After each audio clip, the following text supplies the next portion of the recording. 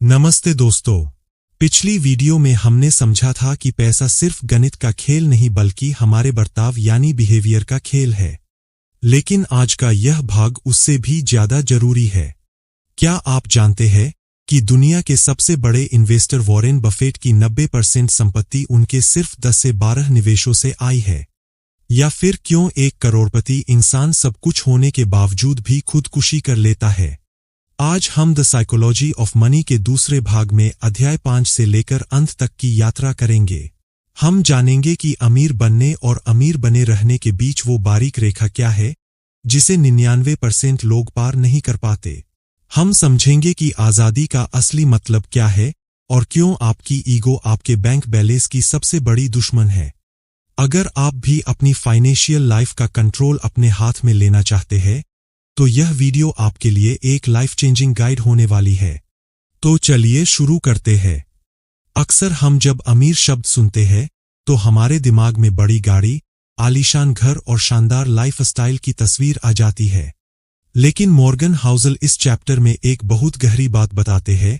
अमीर बनना और अमीर बने रहना ये दोनों बिल्कुल अलग स्किल्स है और इनके लिए अलग अलग मानसिकता की जरूरत होती है। अमीर बनने के लिए आपको जोखिम लेना पड़ता है, आशावादी होना पड़ता है और साहस के साथ आगे बढ़ना पड़ता है। लेकिन अमीर बने रहने के लिए आपको इसके ठीक विपरीत व्यवहार की जरूरत होती है, यानी सब्र, डिसिप्लिन और खुद पर कंट्रोल की। लेखक मॉर्गन हाउसल कहते हैं कि पैसा कमाने के लिए आपको ऑफेंस खेलना पड़ता है, लेकिन उसे बचाए रखने के लिए आपका डिफेंस मजबूत होना चाहिए। बहुत से लोग इसलिए बर्बाद हो जाते हैं क्योंकि वे जिस हुनर से अमीर बने थे उसी हुनर से उसे बचाना भी चाहते हैं, जो कि एक बड़ी गलती है। अध्याय 5 का मुख्य मंत्र है सर्वाइवल। निवेश की दुनिया में सबसे बड़ी ताकत कंपाउंडिंग है और कंपाउंडिंग का जादू तभी काम करता है जब आप किसी निवेश को सालों साल तक बिना छुए बढ़ने दें। अगर आप बीच में ही खेल से बाहर हो जाते हैं, चाहे दिवालिया होने की वजह से या घबराकर मार्केट छोड़ने की वजह से, तो कंपाउंडिंग का सिलसिला टूट जाता है। इसलिए आपको हर हाल में खेल में टिके रहना सीखना होगा। इसका मतलब है कि आपको अपनी वित्तीय योजना में इतनी जगह रखनी चाहिए कि अगर चीजें आपके पक्ष में नहीं भी हों तो भी आप पूरी तरह खत्म न हों। मॉर्गन हाउसल कहते हैं कि जो लोग लंबे समय तक अमीर रहते हैं वो अक्सर सबसे ज्यादा स्मार्ट या टैलेंटेड नहीं होते, बल्कि वे लोग होते हैं जो बेवकूफी से बचना जानते हैं। वो जानते हैं कि हर मौके पर पैसा दांव पर नहीं लगाना है। वो ये समझते हैं कि गेम में बने रहना सबसे जरूरी है, क्योंकि अगर आप खेल से बाहर हो गए तो जीतने का कोई चांस ही नहीं बचेगा। इतिहास ऐसे लोगों से भरा पड़ा है जिन्होंने बहुत पैसा कमाया लेकिन उसे संभाल नहीं पाए। कारण आवश्यकता से अधिक रिस्क, दिखावे की जिंदगी और ये सोच कि अब तो मैं कभी फेल नहीं हो सकता। लेखक जेसी लिवरमोर की कहानी बताते हुए कहते हैं कि वो भी अपने समय के सबसे महान स्टॉक ट्रेडर थे। 1929 के मार्केट क्रैश में जब पूरी दुनिया पैसा खो रही थी, लिवरमोर ने अपनी शॉर्ट सेलिंग रणनीति से एक ही दिन में करोड़ों डॉलर कमाए। लेकिन समस्या यह थी कि वे सिर्फ अमीर बनना जानते थे। कुछ ही वर्षों के बाद उन्होंने अत्यधिक आत्मविश्वास में आकर इतने गलत दाव लगाए कि वे अपना सब कुछ खो बैठे और अंततः उन्होंने खुदकुशी कर ली। उनकी कहानी हमें सिखाती है कि चाहे आप कितने भी बड़े दिग्गज क्यों न हों, अगर आप में सर्वाइवल माइंडसेट और भविष्य के प्रति थोड़ा डर नहीं है तो आपकी सफलता अस्थायी है। अमीर बने रहने का राज पैरानॉइड होने में छिपा है। आपको इस बात का डर होना चाहिए कि कल परिस्थितियां बदल सकती है, बाजार गिर सकता है या आपकी कमाई का जरिया बंद हो सकता है। यह डर ही आपको मार्जिन ऑफ सेफ्टी रखने के लिए प्रेरित करता है। हाउसल का कहना है कि आपको लंबी अवधि के लिए तो आशावादी होना चाहिए कि चीजें बेहतर होंगी, लेकिन छोटी अवधि के लिए आपको इतना सतर्क होना चाहिए कि आप रास्ते में आने वाली किसी भी मंदी या परेशानी को झेल सकें। असल में पैसा कमाने में किस्मत और टाइमिंग का भी बड़ा रोल होता है, लेकिन पैसा बचाने में सिर्फ एक चीज काम करती है, सुरक्षा का मार्जिन। यानी हर फैसले में थोड़ा सा डर, थोड़ा सा सावधान रहना। इस चैप्टर का सबसे बड़ा सबक यही है कि अमीर बनने से ज्यादा जरूरी है अमीर बने रहना। दिखावे से दूर रहना, खर्चों पर कंट्रोल और लंबे समय तक टिके रहने की सोच, यही असली फाइनेंशियल सक्सेस है। पैसा सिर्फ कमाने की चीज नहीं है, बल्कि उसे संभालना, बचाना और सही समय तक जिंदा रखना ही असली समझदारी है। अध्याय 6 में मॉर्गन हाउसेल हमें एक बहुत ही गहरा सच बताते हैं। निवेश और व्यवसाय की दुनिया में आपके ज्यादातर फैसले मायने नहीं रखते। असल में आपकी पूरी सफलता केवल उन 1% या 2% फैसलों पर टिकी होती है जो असाधारण रूप से सफल होते हैं। इसे पूंछ की घटनाएं या टेल इवेंट्स कहा जाता है। इसका मतलब यह है कि अगर आप 100 बार निवेश करते हैं तो शायद 90 निवेश औसत रहेंगे या आपको नुकसान देंगे, लेकिन वो 2 या 3 सुपर सक्सेसफुल निवेश ही आपकी पूरी जिंदगी की वेल्थ बना देंगे। हम अक्सर सोचते हैं कि सफल लोग हर बार सही होते हैं, जबकि सच यह है कि वे बस उन कुछ बड़े मौकों पर सही होते हैं जो सबसे ज्यादा मायने रखते हैं। लेखक वॉरेन बफेट का उदाहरण देते हुए समझाते हैं कि बफेट ने अपने जीवन में लगभग 400 से 500 कंपनियों के स्टॉक खरीदे हैं, लेकिन उनकी नेटवर्थ का 90% से ज्यादा हिस्सा सिर्फ 10 से 12 कंपनियों की वजह से है। इसी तरह दुनिया के सबसे बड़े आर्ट डीलर्स हजारों पेंटिंग्स खरीदते हैं। उनमें से अधिकांश की कीमत नहीं बढ़ती, लेकिन उनमें से एक पिकासो या मोनेट की पेंटिंग निकल आती है जो बाकी सभी पेंटिंग्स के नुकसान की भरपाई कर देती है और डीलर को मालामाल कर देती है। यह हमें सिखाता है कि सफल होने के लिए आपको हर बार सही होने की आवश्यकता नहीं है, बल्कि जब आप सही हों तो वह परिणाम बहुत बड़ा होना चाहिए। इस अध्याय का मुख्य संदेश यह है कि निवेश में गलत होना पूरी तरह सामान्य है। बहुत से लोग 1 या 2 बार घाटा होने पर घबरा जाते हैं और बाजार छोड़ देते हैं। हाउसेल कहते हैं कि अगर आप एक महान निवेशक बनना चाहते हैं तो आपको इस बात से शांति बनानी होगी कि आपकी अधिकांश कोशिशें बेकार जाएंगी। असली स्किल यह नहीं है कि आप कभी फेल न हों, बल्कि यह है कि आप अपनी असफलताओं को इतना छोटा रखें कि वे आपको खेल से बाहर न कर सकें, ताकि आप उस टेल इवेंट का इंतजार करने के लिए बाजार में टिके रह सकें। इसलिए चैप्टर 6 हमें यह सिखाता है कि आप बहुत सारी गलतियां करने के बावजूद भी अमीर बन सकते हैं। यदि आप एक औसत निवेशक है जो हर गिरावट में भी बाजार में बना रहता है और अपनी भावनाओं पर काबू रखता है, तो समय के साथ आप उन पूंछ की घटनाओं का लाभ उठा ही लेंगे। दुनिया को चलाने वाले परिणाम हमेशा असामान्य होते हैं। इसलिए अगर आप एक लंबी अवधि के निवेशक हैं, तो छिटपुट नुकसान से डरो मत, बस यह सुनिश्चित करें कि आप उस दिन मैदान में मौजूद हों जब किस्मत का सिक्का पलटने वाला हो। अध्याय 7 में मॉर्गन हाउसेल निवेश के सबसे बड़े पुरस्कार के बारे में बात करते हैं, और वह कोई महंगी कारें या आलीशान बंगला नहीं है। वह कहते हैं कि पैसे का सबसे बड़ा इंट्रिंसिक वैल्यू है अपने समय पर आपका नियंत्रण। जब आपके पास पर्याप्त पैसा होता है तो आप यह तय कर सकते हैं कि आपको सुबह कब उठना है, क्या काम करना है, किसके साथ करना है और कितनी देर तक करना है। हाउसेल के अनुसार खुशी का सबसे बड़ा फैक्टर यही है कि इंसान को यह महसूस हो कि उसकी जिंदगी का कंट्रोल उसके अपने हाथों में है। लेखक हमें बताते हैं कि पिछले कुछ दशकों में हमारी आय और सुख सुविधाएं तो बढ़ी है, लेकिन हमारी खुशियां नहीं बढ़ी। इसका मुख्य कारण यह है कि पहले के काम शारीरिक होते थे। जब आप खेत या फैक्ट्री से घर आते थे तो काम वहीं खत्म हो जाता था, लेकिन आज के नॉलेज वर्क में आपका काम आपके दिमाग में हर वक्त चलता रहता है। हम अपने काम को अपने साथ घर ले जाते हैं, जिससे हमें महसूस होता है कि हमारे समय पर हमारा नियंत्रण खत्म हो गया है। पैसा हमें यही कंट्रोल वापस दिलाने में मदद करता है। हम अक्सर देखते हैं कि अच्छा पैसा कमाने वाले लोग भी खुश नहीं होते, क्योंकि उनकी जिंदगी EMI, नौकरी का दबाव और स्टेटस में फंसी होती है। उनके पास पैसा तो होता है, लेकिन समय नहीं। वहीं कुछ लोग कम कमाते हैं, लेकिन खर्च कम होने और सेविंग्स होने की वजह से ज्यादा आजाद होते हैं। यही कारण है कि किताब बार बार कहती है, पैसा दिखावे के लिए नहीं, आजादी के लिए जमा करो। अक्सर हम अपनी आजादी को कीमती चीजों के बदले बेच देते हैं। हम एक बड़ी EMI वाली कार या बड़ा घर लेते हैं, जो हमें और ज्यादा काम करने और कम आजादी पाने के लिए मजबूर कर देता है। हाउसेल समझाते हैं कि असली अमीरी वह है जहां आपके पास एक इमरजेंसी फंड या वेल्थ हो, जो आपको यह ताकत दे कि अगर आपको अपनी नौकरी पसंद नहीं है तो आप उसे छोड़ सके और अपनी पसंद का काम मिलने तक के लिए कुछ महीने का इंतजार कर सकें। यह विकल्प होना ही असली अमीरी है। आजादी का मतलब यह नहीं कि आप काम न करें, बल्कि यह है कि आप मजबूरी में काम न करें। यह अध्याय हमें याद दिलाता है कि आप कितने भी अमीर क्यों न हों, यदि आप वह काम कर रहे हैं जिससे आप नफरत करते हैं और आपके पास अपनी मर्जी से जीने का समय नहीं है, तो आप वास्तव में गरीब ही हैं। सफलता का मतलब सिर्फ बैंक बैलेंस बढ़ाना नहीं, बल्कि अपने समय की बागडोर अपने हाथ में लेना है। जब आप अपनी मर्जी के मालिक होते हैं, तभी आप दुनिया के सबसे अमीर इंसान कहलाने के हकदार होते हैं। अध्याय 8 एक बहुत ही सामान्य मानवीय व्यवहार पर चोट करता है। लेखक मॉर्गन हाउसेल कहते हैं कि जब हम सड़क पर किसी को एक शानदार मर्सिडीज या करोड़ों की गाड़ी चलाते देखते हैं, तो हम शायद ही कभी उस ड्राइवर के बारे में सोचते हैं। हम कभी यह नहीं कहते कि वाह वह ड्राइवर कितना कूल है। इसके बजाय हम तुरंत खुद को उस कार की सीट पर इमेजिन करने लगते हैं।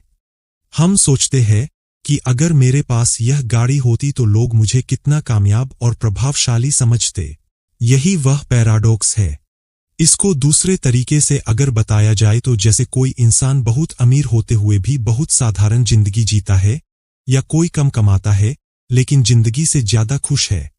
यही पैराडॉक्स है। पैसा सिर्फ नंबरों का खेल नहीं है, बल्कि सोच और व्यवहार का खेल है।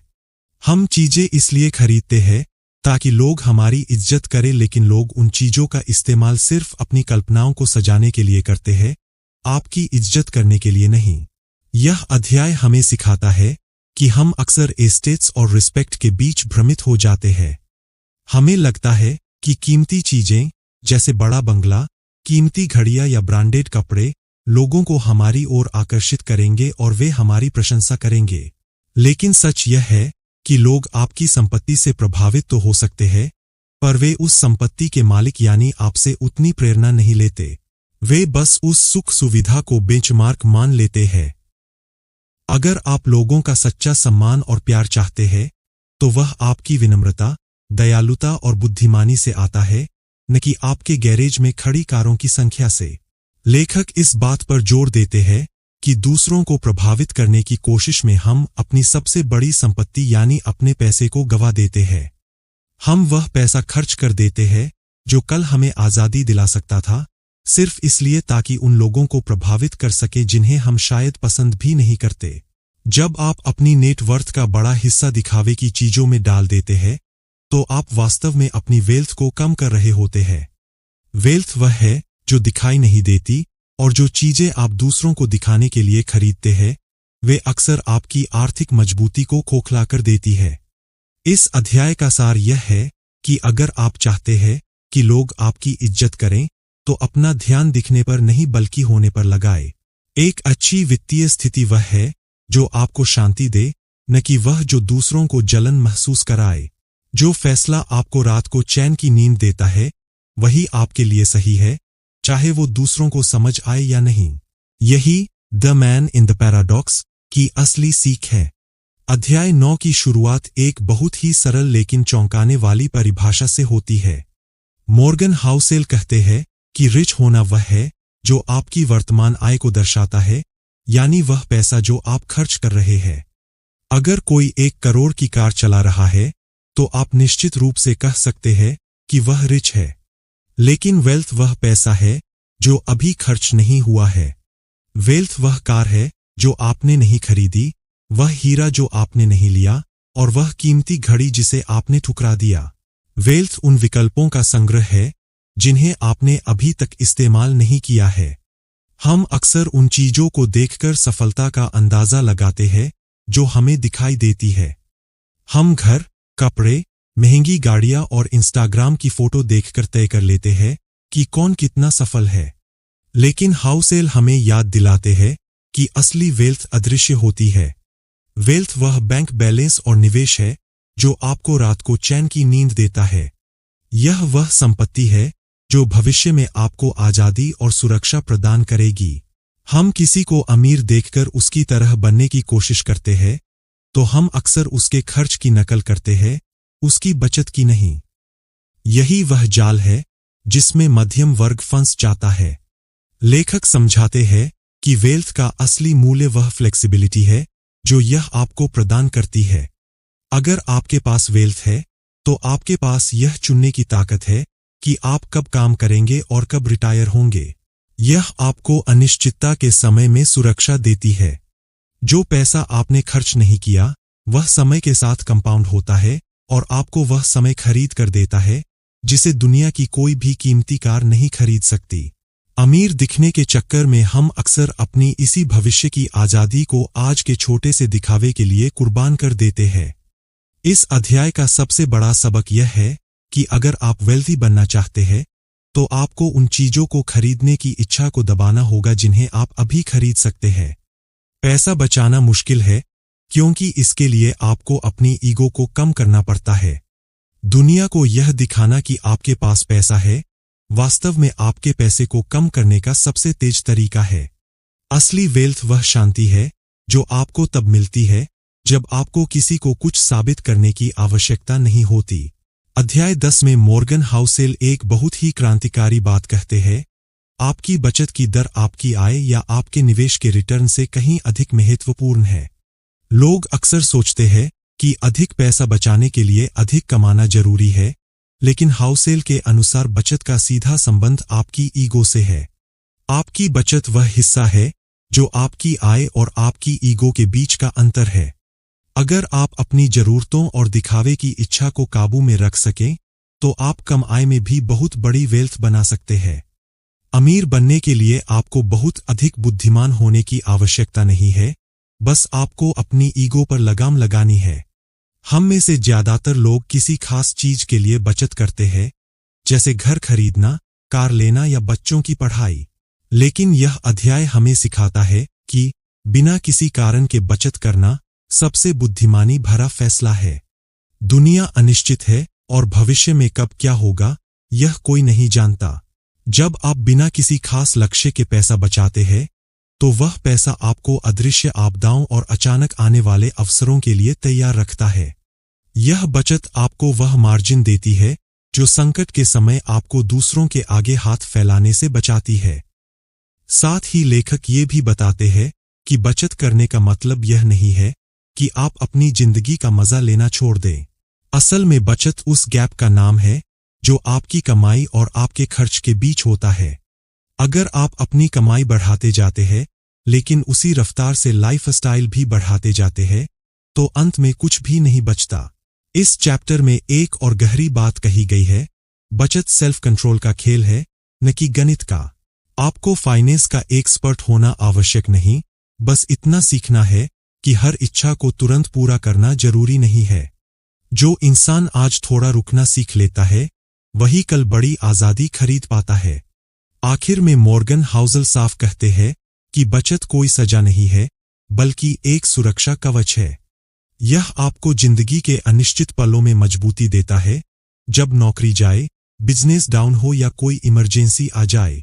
पैसे बचाना अमीर बनने का शॉर्टकट नहीं है, लेकिन गरीब बने रहने से बचने का सबसे पक्का तरीका जरूर है। अध्याय 11 और 12 हमें सिखाते हैं कि निवेश करते समय खुद को एक रोबोट समझना बंद करें। गणित कहता है कि आपको वहां पैसा लगाना चाहिए जहां सबसे ज्यादा रिटर्न मिले, लेकिन हकीकत यह है कि आपको वहां पैसा लगाना चाहिए जहां आपको चैन की नींद आए। इसे लेखक रीजनेबल होना कहते हैं। इतिहास गवाह है कि सबसे बड़ी आर्थिक घटनाएं वैसी होती है जिनका कोई पिछला रिकॉर्ड नहीं होता, जैसे कि अचानक आया कोई संकट। इसलिए केवल आंकड़ों पर भरोसा न करें, अपनी रणनीति में सरप्राइज और इंसानी भावनाओं के लिए जगह रखें। जो योजना आपको मानसिक शांति नहीं देती वह लंबे समय में कभी सफल नहीं हो सकती। अध्याय 13 और 14 निवेश के सबसे मानवीय पहलू को छूते हैं, वह है गलती की गुंजाइश। लेखक कहते हैं कि अपनी योजना में हमेशा एक बफर रखें ताकि अगर बाजार आपकी उम्मीद से आधा भी रिटर्न दे तो भी आप सड़क पर न आएं। इसके साथ ही यह स्वीकार करें कि आप बदलेंगे। 20 साल की उम्र में जो आपकी वित्तीय आवश्यकता है, 40 की उम्र में वो बिल्कुल अलग होंगी। इसलिए कभी भी बहुत अधिक एक्सट्रीम फैसले न लें, न तो बहुत अधिक कंजूसी करें और न ही बहुत ज्यादा जोखिम लें। एक संतुलित जीवन ही भविष्य में आपको खुश रख सकता है। अध्याय 15 और 16 एक बहुत बड़ी भ्रम को दूर करते हैं। निवेश में जो उतार चढ़ाव और डर आप महसूस करते हैं, वह कोई जुर्माना नहीं है, बल्कि वह अच्छे रिटर्न पाने की फीस है। जैसे डिज्नीलैंड जाने के लिए टिकट लगती है, वैसे ही अमीर बनने के लिए अनिश्चितता की फीस भरनी पड़ती है। साथ ही सावधान रहें कि आप किसका खेल खेल रहे हैं। एक इंट्राडे ट्रेडर और एक लॉन्ग टर्म इन्वेस्टर के लक्ष्य अलग होते हैं। कभी भी किसी ऐसे व्यक्ति से वित्तीय सलाह न ले जिसका लक्ष्य आपसे अलग हो, क्योंकि उनकी जीत आपकी हार हो सकती है। अध्याय 17 और 18 में लेखक बताते हैं कि क्यों हमें बुरी खबरें अच्छी खबरों से ज्यादा सच लगती है। निराशावाद हमेशा बौद्धिक और स्मार्ट लगता है, जबकि आशावाद भोलापन लगता है। लोग मंदी की बात सुनकर ज्यादा सतर्क हो जाते हैं, लेकिन असली पैसा धैर्य और आशा से बनता है। अंत में अध्याय 19 और 20 पूरी किताब का निचोड़ पेश करते हैं। पैसा कमाने का कोई एक सही तरीका नहीं है। लेखक खुद बहुत साधारण निवेश करते हैं और उनके पास बहुत सारा कैश रहता है। यह गणितीय रूप से शायद गलत हो, लेकिन उनकी आजादी के लिए सही है। किताब के अंत में हाउसेल एक ही बात पर जोर देते हैं, पैसा सिर्फ एक साधन है। इसका अंतिम लक्ष्य आपको आपके समय पर नियंत्रण दिलाना होना चाहिए। जब आप अपनी मर्जी से अपना दिन बिता सकें, वही असली सफलता है। निवेश को जटिल बनाने के बजाय उसे सरल रखें, अपनी ईगो को कम करें और खुद के प्रति ईमानदार रहें। आपकी वित्तीय सफलता इस बात पर निर्भर नहीं करती कि आप कितने स्मार्ट हैं, बल्कि इस बात पर निर्भर करती है कि आप अपने बिहेवियर को कितनी अच्छी तरह नियंत्रित कर सकते हैं। तो दोस्तों, यह था मॉर्गन हाउसेल की शानदार किताब द साइकोलॉजी ऑफ मनी का पूरा सार। इस पूरी किताब से अगर हमें सिर्फ एक बात सीखनी हो, तो वो ये है, पैसे का असली इस्तेमाल सामान खरीदने में नहीं, बल्कि अपना समय खरीदने में करें। याद रखिए, वित्तीय सफलता इस बात पर निर्भर नहीं करती कि आप कितने स्मार्ट हैं, बल्कि इस बात पर निर्भर करती है कि आप मुश्किल समय में अपने बिहेवियर को कितना नियंत्रित रख सकते हैं। अमीर दिखना आसान है, लेकिन अमीर बने रहना और उस पैसे से अपनी आजादी खरीदना ही असली समझदारी है। उम्मीद है कि इस 2 पार्ट की सीरीज ने पैसों को लेकर आपका नजरिया बदला होगा। अब आपकी बारी है। इन 20 अध्यायों में से वो कौन सी एक बात है जो आपको सबसे अच्छी लगी? क्या वो समय की आजादी है या दिखावे से दूर रहना? कमेंट्स में अपनी राय जरूर साझा करें, क्योंकि आपके विचार दूसरों को भी प्रेरित कर सकते हैं। अगर आपको यह वीडियो हेल्पफुल लगी तो इसे लाइक करें, अपने दोस्तों और परिवार के साथ शेयर करें और ऐसी ही लाइफ चेंजिंग समरी के लिए हमारे चैनल को सब्सक्राइब करना न भूलें। मिलते हैं अगले वीडियो में। तब तक के लिए सीखते रहिए, बचाते रहिए और अपनी आजादी की ओर कदम बढ़ाते रहिए। धन्यवाद।